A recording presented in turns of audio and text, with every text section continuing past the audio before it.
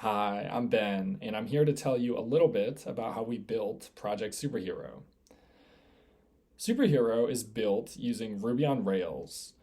We use Postgres as the data store, and for our data model, we found a relational database was more than sufficient. Superhero is a very early stage application, so we didn't need to support any sort of um, geographic availability or high loads, so a relational database was more than sufficient. The data model was constructed to capture calisthenics workouts, and there were a couple considerations that went into constructing the data model.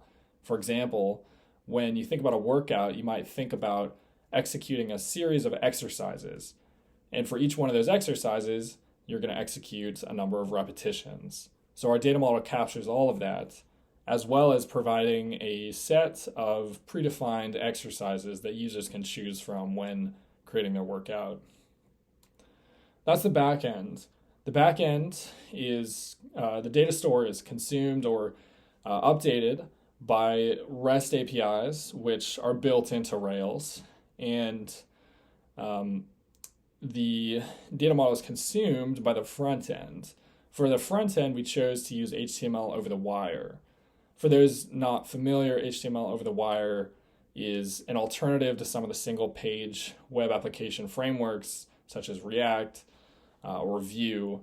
And we found it sufficient for our use case because we were building a simple application and we didn't need a lot of the more fancy functionality of some of these single page JavaScript web applications. And the entire application is structured as a MVC. So we try to follow the MVC principles of design and do a lot of the functionality in the models and less so in the controllers and the views. That's a little bit about how we built the application. It's deployed on AWS on an EC2 instance. And once again, I encourage you to get on the application and play around. Thank you.